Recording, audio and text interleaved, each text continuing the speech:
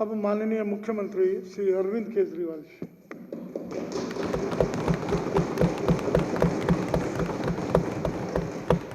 अध्यक्ष महोदय,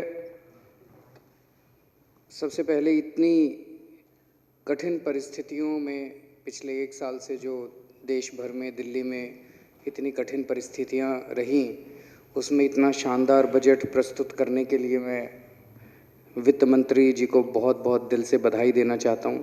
पूरे दिल्ली के लोगों की तरफ से बधाई देना चाहता हूं कि उन इतना शानदार बजट, इतना बैलेंस करके बजट प्रस्तुत किया गया।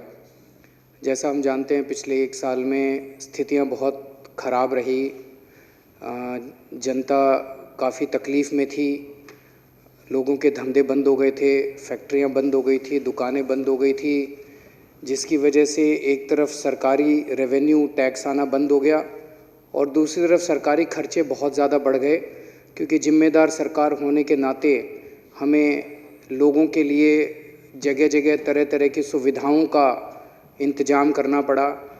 उनके खाने पीने के लिए, राशन के लिए, रोज़मर्रा की ज़रूरतों के लिए किट प्रोवाइड किया गया, उनके स्वास्थ्य सेवाओं के लिए, कोरोना से इलाज के लिए बहुत सारी चीज़ों का इंतज़ाम किया गया। तो खर्चे सरकार के बहुत ज़्यादा बढ़ गए, लेकिन इनकम लगभग ख़त्म हो गई और उसके बावजूद सरकार ने इतना अच्छा बजट पेश किया। इसके लिए मैं वित्त मंत्री जी को बधाई देता हूँ। इतने कठिन परिस्थितियों में पिछले साल जब सरकारी रेवेन्यू लगभग ख़त्म हो गया था, कई लोग कहते थे, कई पत्रकार भी कहते थे, कई लोग कहते थे कि अब तो शायद बिजली की सब्सिडी ख़त्म करनी पड़ेगी इन लोगों को, अब तो शायद पानी की सब्सिडी ख़त्म करनी पड़ेगी इन लोगों को। लेकिन पूरा पिछले साल भी बिजली भी फ्री रही, पानी भी फ्री रहा, बच्चों का स्कूल भी फ्री रहा, सारे सरकारी अस्पतालों में इलाज भी फ्री रहा और महिलाओं का बस में सफ़र भी फ्री रहा। और आने वाले साल में जब बजट प्रस्तुत किया गया है, उस बजट में भी बिजली भी फ्री है, पानी भी फ्री है, स्कूल भी फ्री है, अस्पताल भी फ्री है और बसों में महिलाओं का सफ़र भी फ्री है। इतनी कठिन परिस्थितियों में ये सारे जनता को सहूलियतें जारी रहीं, इसका मैं उन्हें बधाई देता हूँ। पिछले 1-1.5 महीने में देश का बजट प्रस्तुत किया गया, मैंने वो बड़े गौर से देखा। पिछले 1-1.5 महीने में लगभग देश के हर राज्य में बजट प्रस्तुत किया गया। लगभग सभी सरकारों ने, राज्य सरकारों ने और केंद्र सरकार ने जो बजट प्रस्तुत किए, सबने घाटे के बजट प्रस्तुत किए। दिल्ली अकेला राज्य है जिसने इतनी कठिन परिस्थितियों में भी फायदे का बजट प्रस्तुत किया, सरप्लस बजट प्रस्तुत किया, घाटे का बजट प्रस्तुत नहीं किया। ये भी अपने एक बहुत बड़ी बात है। इस बजट को देशभक्ति बजट बोला गया।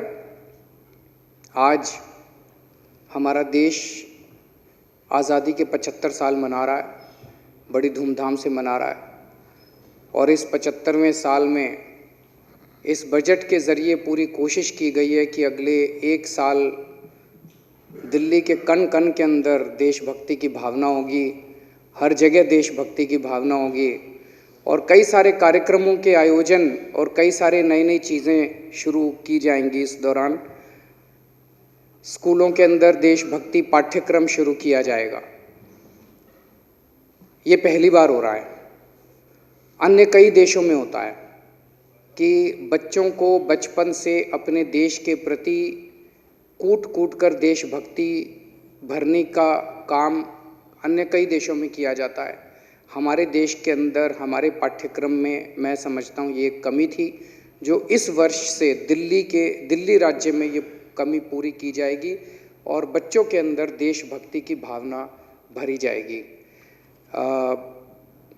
इसी बजट में कहा गया कि हम दिल्ली में जगह जगह 500 जगह हम लोग बड़े बड़े तिरंगे लगाएंगे, तिरंगे फहराएंगे, सरकार बड़े बड़े तिरंगे फहराएगी। ये बहुत ही शानदार कदम है जब भी हम तिरंगा देखते हैं तो हमारा मन देशभक्ति से ओतप्रोत हो जाता है। जब भी हम तिरंगा देखते हैं तो अंदर खुद ब खुद मन बोल उठता है, भारत माता की जय। जब भी हम तिरंगा देखते हैं तो हमें अपनी भारत माता की याद आती है और बॉर्डर में लड़ते हुए सैनिक जो हमारे लिए शहीद हो रहे हैं, उनकी तस्वीर हमारे सामने आ जाती है। ये बहुत ही अच्छा कदम है कि पूरे दिल्ली के अंदर जगह जगह जब तिरंगे लगाए जाएंगे और रोज़ सुबह जब कोई अपने घर से निकलेगा, दफ्तर जाएगा, रास्ते में उसे जगह जगह तिरंगे दिखाई देंगे और उसका मन देशभक्ति से भर जाएगा, उसका मन फ्रेश हो जाएगा। मुझे ये समझ नहीं आ रहा कि जब से ये ऐलान किया गया है तब से भारतीय जनता पार्टी और कांग्रेस के लोग इसका विरोध क्यों कर रहे हैं। इसमें विरोध करने वाली क्या बात है? अच्छा कदम है, साथ देना चाहिए, तारीफ करनी चाहिए। अध्यक्ष महोदय, देशभक्ति की बात के ऊपर राजनीति नहीं होनी चाहिए। देश हमारा सबका है, भारत हमारा सबका है, चाहे कोई बीजेपी से हो, चाहे कांग्रेस से हो, चाहे आम आदमी पार्टी से हो, चाहे इस पार्टी से हो, चाहे उस पार्टी से हो। देश तो हमारा सबका है। केंद्र सरकार ने जब जब अच्छे काम किए, हमने दलगत राजनीति से ऊपर उठ के साथ दिया। मुझे याद है 2014 में प्रधानमंत्री जी ने स्वच्छ भारत का ऐलान किया था। मैं खुद झाड़ू लेके एक झुग्गी बस्ती के अंदर सफाई करने गया था, स्वच्छ भारत में पार्टिसिपेट करने के लिए। मुझे याद है जब उन्होंने योगा का कार्यक्रम अनाउंस किया था, मैं खुद अपनी चटाई लेके इंडिया गेट गया था योगा करने के लिए, ये सारे गए थे। जब भारत की बात आती है, हमारे लिए कोई बीजेपी नहीं है, कोई कांग्रेस नहीं है, कोई आम आदमी पार्टी नहीं, हमारे लिए हमारा देश है, भारत माता है। तो मेरे को समझ नहीं आया कि जब हमने कहा हम पूरे दिल्ली के अंदर तिरंगे फहराएंगे, तो भारतीय जनता पार्टी वालों ने इसका विरोध क्यों किया, कांग्रेस वालों ने इसका विरोध क्यों किया। कहते तिरंगे नहीं होने चाहिए। क्यों नहीं होने चाहिए तिरंगे? होने चाहिए, नहीं होने चाहिए? होने चाहिए तिरंगे। मैं उनसे भारतीय जनता पार्टी से पूछना चाहता हूं कि ये तिरंगा भारत में नहीं फहराएगा तो पाकिस्तान में फहराएगा क्या? हमारे देश का तिरंगा दिल्ली में नहीं फहराएगा तो इस्लामाबाद में फहराएगा क्या? मुझे बड़ा दुख हुआ। अभी जब परसों मैं सदन में भाषण दे रहा था, मैंने कहा कि सुप्रीम कोर्ट के आदेश के ऊपर भव्य राम मंदिर बनने का काम तो शुरू हो गया। जब ये मंदिर बन जाएगा तो हम अपने दिल्ली के सभी बुजुर्गों को फ्री में रामलला के दर्शन करा के लाएंगे, हम राम मंदिर के दर्शन करा के लाएंगे अयोध्या के। जब से मैंने ये ऐलान किया, ये बीजेपी और कांग्रेस वाले विरोध कर रहे हैं इसका। क्यों विरोध कर रहे हैं इसका? मेरे को तो समझ नहीं आता। मैं पूछना चाहता हूं कि क्या अपने बुजुर्गों को राम मंदिर के दर्शन कराना पाप है? क्या अपने बुजुर्गों को अयोध्या ले जाके रामलला के दर्शन कराना, क्या ये गलत बात है? ये तो अच्छी बात है, पुण्य की बात है। क्यों विरोध कर रहे हैं वो इसका? मुझे बिल्कुल समझ नहीं आता कि वो इस बात का क्यों, हर चीज में राजनीति, हर चीज में राजनीति। कभी देश के बारे में सोच लिया करो। मुझे बेहद खुशी है कि इस बजट के अंदर हमने अपने लोगों के सुबह सुबह योगा करने की भी व्यवस्था की है। इसमें कहीं भी दिल्ली के अंदर 25-50 लोग इकट्ठे होके अगर मांग करेंगे कि जी हमें योगा करना है, वो जहाँ कहेंगे, चाहे वो कहेंगे हमारे पार्क में योगा करा दो, हमारी सोसाइटी में योगा करा दो, हमारे यहाँ योगा करा दो, दिल्ली सरकार उनके योगा कराने का इंतजाम करेगी। ये पहली बार अपने आप में एक कार्यक्रम है कि सरकार जो है जनता की स्वास्थ्य के लिए इस किस्म का कार्यक्रम करने जा रही है। इस बजट में हम लोगों ने सपना देखा है, हमने सपना देखा है कि 2048 का ओलंपिक खेल दिल्ली के अंदर करवाया जाएगा।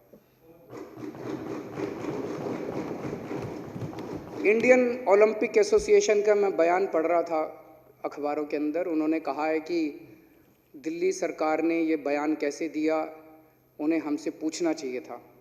मैं पूरी इज्जत के साथ उन्हें कहना चाहता हूं कि हमारा ये सपना है, हम उनके पास जाएंगे, उनसे जो भी अप्रूवल लेनी है अप्रूवल लेंगे, अगर उनके माध्यम से अप्लाई करना है उनके माध्यम से अप्लाई करेंगे। और ये जैसा मैंने कहा था कि कोरोना एक महामारी थी जो हम अकेले नहीं कर सकते थे, अकेले उससे नहीं जूझ सकते थे, हमने सबका साथ लिया। दिल्ली के अंदर ओलंपिक खेलों का आयोजन भी हम अकेले नहीं कर सकते, हमें इसमें सबका सहयोग चाहिए होगा। ये भारत के लिए गौरव की बात होगी, भारत के लिए गर्व की बात होगी, भारत के लिए बड़ी बात होगी। इसमें हम केंद्र सरकार के पास भी जाएंगे, इंडियन ओलंपिक एसोसिएशन के पास भी जाएंगे, सारी स्पोर्ट्स बॉडीज़ के पास भी जाएंगे, सारे संस्थानों के पास भी जाएंगे। सारा देश मिलके 2048 के ओलंपिक गेम्स के लिए बिड करेगा। अकेली दिल्ली सरकार नहीं करने वाली, दिल्ली सरकार इसमें इनिशिएटिव लेगी, लेकिन सारा देश मिलके करेगा और हमारे सारे देश के लिए गर्व की बात है। हमने कहा कि सिंगापुर की जो इनकम है, सिंगापुर की इनकम दुनिया भर की इनकम में लगभग सबसे ज़्यादा मानी जाने वाली है, इसलिए सिंगापुर कहा गया। आज भारत एक गरीब देश माना जाता है। जो भी उप मुख्यमंत्री महोदय ने कहा कि आखिर मेरा देश कब विकसित देशों में गिना जाएगा। बचपन से सुनते आ रहे हैं हमारा देश विकासशील है, हमारा देश डेवलपिंग कंट्री है, हमारा देश विकासशील है। कब बनेगा डेवलप्ड कंट्री? कभी ना कभी तो किसी ना किसी को तो इसके बारे में कहना पड़ेगा ना कि भाई अब बनेगा, अब इसके लिए काम करेंगे और इतने समय में बनेगा, इतने समय तक करेंगे। तो आज हमने कहा 25 साल के अंदर 2047 तक हम दिल्ली की पर कैपिटा इनकम जो है सिंगापुर की पर कैपिटा इनकम के बराबर होगी। हाँ, मैं मानता हूँ हमारा सपना है। जब से ये दोनों ऐलान किए हैं, हमने कहा कि ओलंपिक में कि हम बिडिंग करेंगे, हमने कहा सिंगापुर के बराबर इनकम लाएंगे।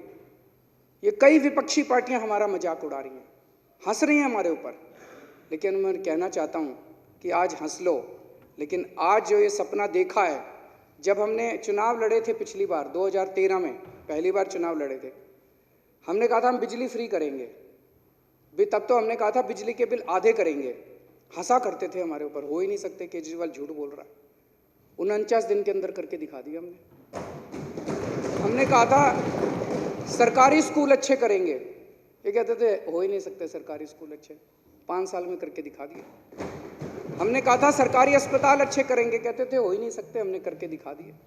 आज हम कह रहे हैं कि 2048 का दिल्ली के अंदर ओलंपिक खेल होगा, ये मजाक उड़ा रहे हैं, करके दिखाएंगे। ये देश करके दिखाएगा, इस देश पे भरोसा रखो, देश के लोगों पे भरोसा रखो। आज हम कह रहे हैं कि 2047 तक 100 साल हो जाएंगे आज़ादी के, 25 साल बचे हैं, 25 साल के अंदर ये देश, हमारा देश विकसित होगा। हाँ, हमने सपना देखा है और इस देश के लोग इस सपने को पूरा करके दिखाएंगे। तो अध्यक्ष महोदय, ये जो बजट है मैं इसका पूरा समर्थन करता हूँ और फिर से वित्त मंत्री महोदय को बधाई देता हूँ।